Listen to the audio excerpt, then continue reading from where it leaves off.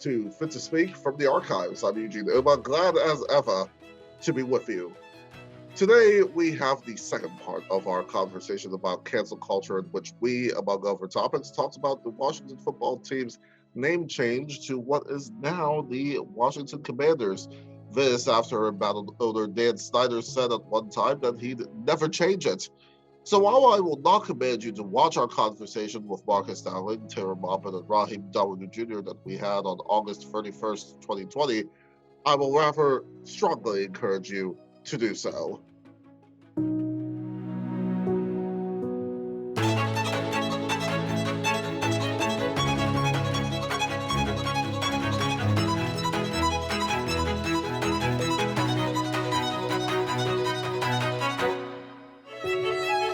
Hello and welcome to Fit to Speak. I'm Eugene Obah. So glad to have you with us.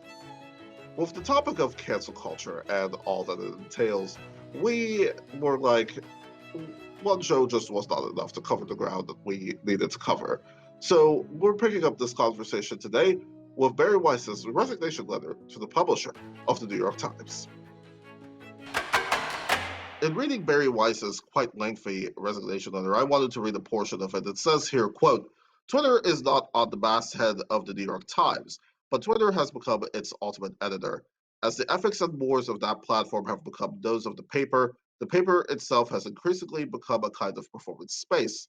Stories are chosen and told in a way to satisfy the narrowest of audiences, rather than to allow a curious public to read about the world and then draw their own conclusions.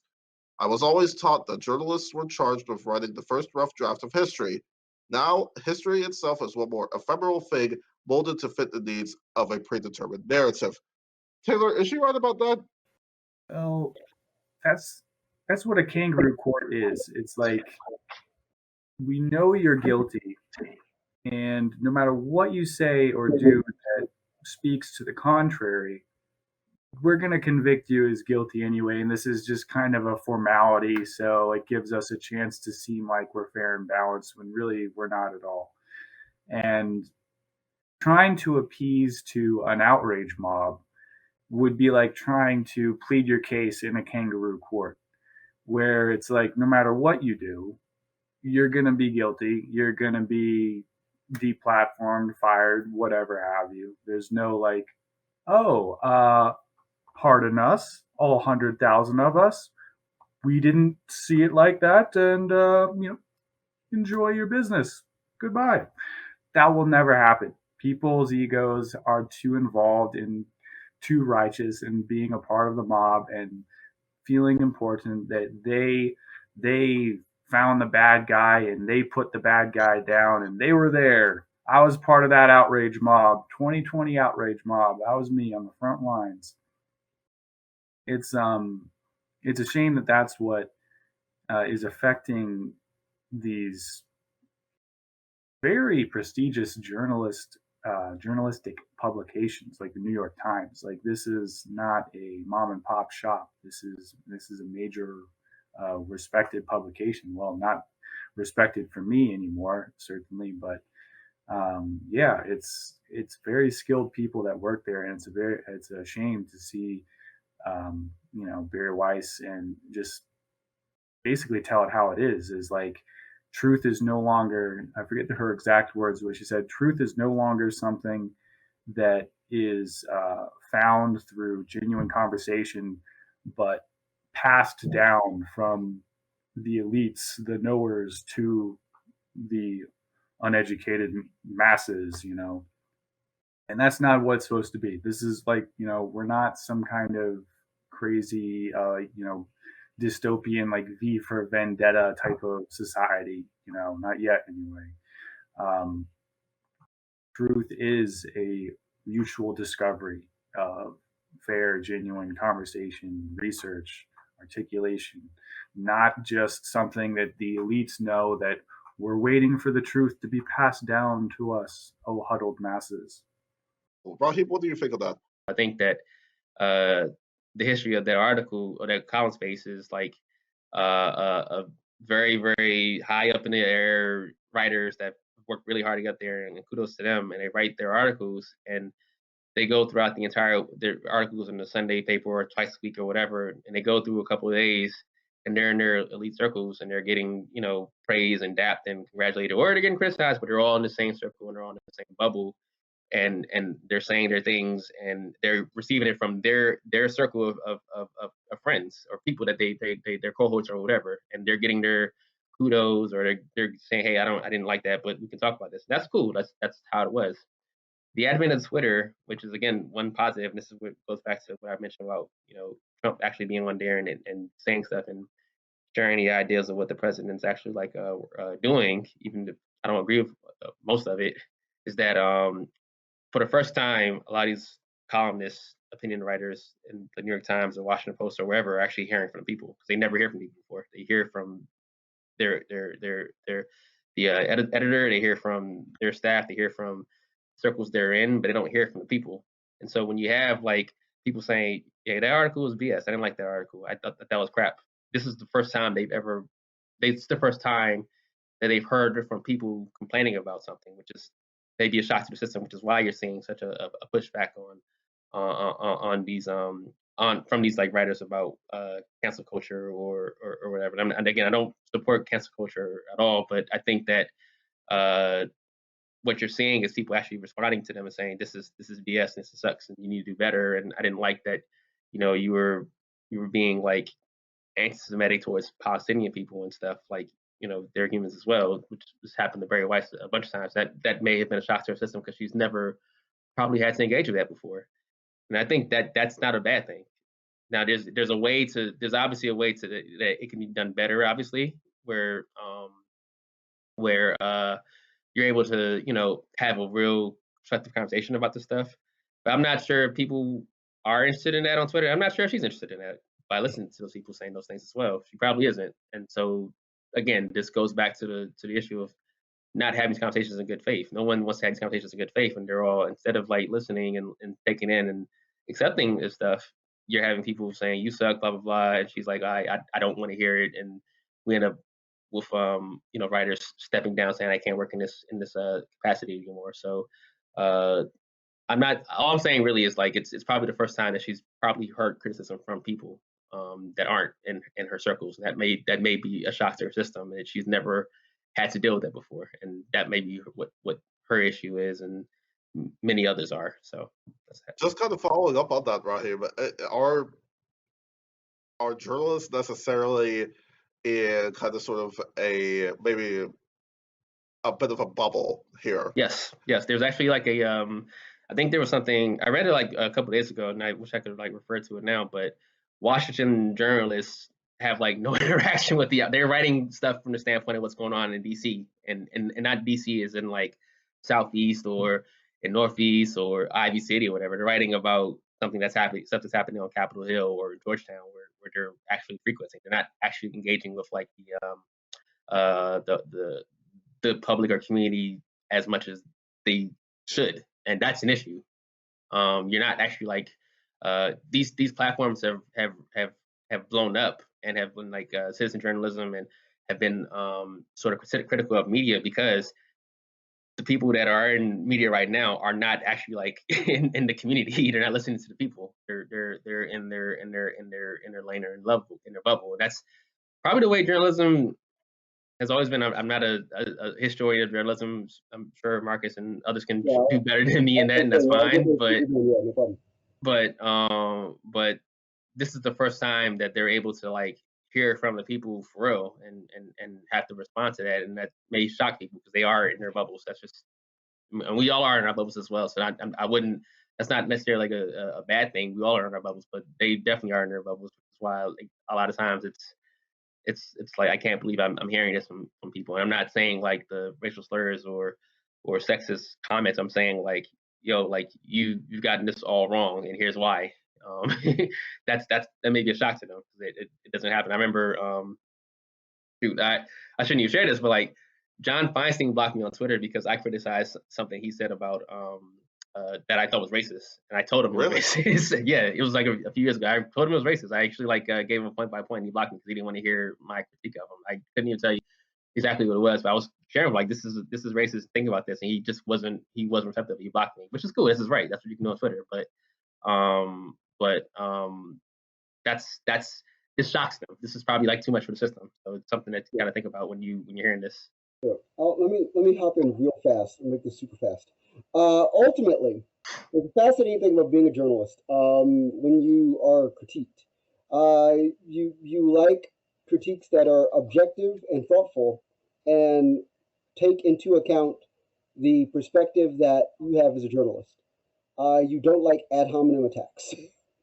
For sure, no one does. I don't think anyone does though. Right, no, but that's the thing with Twitter, is that because we get back to that ratchetness notion of Twitter, where the first thing you do is the most obnoxious thing. And it's funny that you report about John Feinstein. Random aside, John Feinstein eats lunch with John Thompson all the time. John Thompson, the legendary black coach of Georgetown Hoyas for years and years and years and years and years. So it's funny you call him racist that he blocked you, because well, I didn't call him a racist. I said something he wrote was racist. Right. But if he sees that you said that something he wrote was racist, and he knows that one of his best friends is like the blackest person on planet Earth, this would offend him in some way. And he'd be like, I don't understand where this person is coming from. He doesn't know you from a campaign. But it's the fact that you positioned your statement to him in a way that offended something about him that he, in his mind, is built in for years as like, this is who I am as a person. So for him, that feels attacking. So like, when I get attacked as a journalist, I have to stop and go, okay, is this an ad hominem attack? Is somebody just saying like, you suck as a person, you have 2 left feet, and you know your armpits stink? No. I feel that your opinion is wrong because of X, Y, and Z. Good. Now we're gonna have a conversation. The problem is that most journalists are taught to not read the comments, number one, because most of them come from ad hominem place. And then when you get somebody who engages with you that way, the other thing is that you are taught is that you have to maintain a level of being right. There's a lot of ego that goes into writing, especially in this era, because you're writing against a wall of Twitter that's going to yell at you, and that is full of just teeming antagonism of various sorts, and possibly like, you know, obsequious praise of various sorts, no in between. So it's like, okay, if I'm writing against this wall and I have to say something highly unpopular, like in 2015, I told everybody Trump was going to win, and I explained why.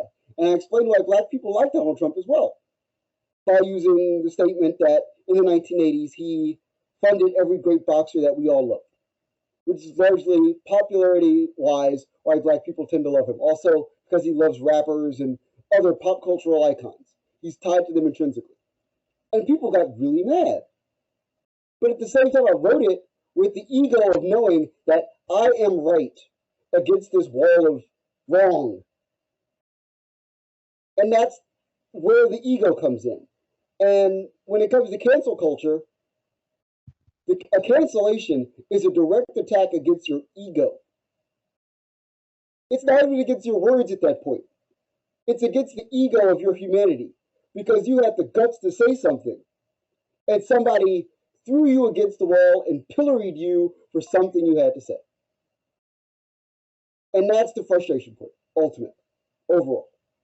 Yeah, I think that, and I want to touch on the topic of like things of race and sexism, that sort of thing, all the kind of isms, because there's been a lot of material, of course, especially with the Washington football team and the name change and everything else that Dan Snyder decided to finally do. But this was after, of course, FedEx said, and so many of the other sponsors were like, you have to change the name. They canceled him. Point blank. They canceled him. And he had no other response. You think they canceled? They canceled Dan Snyder? Yeah, finally. They all got together and they're like, okay, Nike and FedEx and the other owners in the league, every legendary players in the league, they all finally got together. Once Ad Week Because it all started with Adweek. It's all Adweek's fault initially. And ultimately, I feel like they were right, but the way they went about it was hilariously wrong. They're like, hey, this name needs to change. Nike, what do you think? And Nike's like, well, we can't say anything because we have a contract with the whole league. And then FedEx is like, wait, Nike has a contract with the whole league, and you guys are saying it's wrong, and your statement is right. So, Dan, what's going on? Then once they say this, then Nike is like, hold on, NFL, if we just stop making Redskins, National Football Team merchandise, is that okay? And the NFL goes, Because here's the thing, FedEx right? and Nike, and then it's like, all right, now we've got him. Gotcha. Because here's what's been interesting to me, and I think Taylor, let's have you jump in on this, is that especially with that situation with the Washington football team and everything else, it's kind of like for years there have been so many protests that have gone on for those who were against the name. And my thinking has been, if Native Americans say that the original name of the team was offensive, then who are any of us or any of the greater public to argue that this is oh, this stuff should be whatever. So I guess my question is, what is so wrong? I guess what is so wrong with us saying as a society that there are some things, like for instance, in terms of, especially like we think about the recent protests and a lot of the other stuff that's been going on, in terms of things of race, of sexism, what have you, it's like I can have an opinion about, say, whether Infinities are good cars, or whether pineapple should be on pizza or something like that. But on the issues of race and all of that, I don't think that it's a matter really of opinion. What say you? What say me, white conservative, on the name of the Washington Redskins? If people are offended, if enough people are offended, if there's enough outrage, then I don't see any reason not to change the name. There should be a way to portray some aspect of Native American culture in a way that honors their legacy and does not, offend them or cartoonize them. I mean, we have also the Minnesota Vikings. There's not a culture of Scandinavians that are outraged because the caricature of the Vikings. I know it's a different culture, but if enough people are offended, then change the name. I don't have an opinion on it one way or the other. I'm trying to find some polling data here to see, and it looks like the percentage of Native Americans that are offended by the name Washington Redskins and those that are not offended by it are more or less split down the middle. So I don't know if there's a super strong sentiment one way or the other when it comes to like the actual data of the people. What we see a lot nowadays with these Twitter outrage mobs, it's a minority of accounts sending the vast majority of the content, of the tweets, of the posts, of the information. So maybe that's what's happening here. Maybe it's not. I don't know. We're gonna have to do some due diligence to get to the bottom of this, to figure out what the actual community wants, and not just what some small number of activists want. Like, do those activists represent the greater community? Well, if they do, then let's definitely listen to them. But if they're just a small group of activists, then okay, I mean, please have your say, but this is not like as big of an issue for the rest of us here. So this is going to be a fair discussion, not like, oh, you find this offensive? Well, then, okay, let's change everything right now. It's like, no. Let's get to the bottom of this together. Come on. Next week on Fit to Speak from the Archives, we'll revisit the final part of our conversation about cancel culture. Yes, we did have quite a bit to talk about here, folks, so I hope you'll be able to join us. In the meantime, be sure to follow us on all of our social media accounts, and be sure to check out our Substack and Patreon pages for exclusive content and to support all of the work that we do here Finally, don't forget to subscribe and ring the bell on our YouTube channel so that you do not miss any of our episodes. Until next week, I'm Eugene Obah. Thank you so much for watching, and remember, the best things in life are worth saving.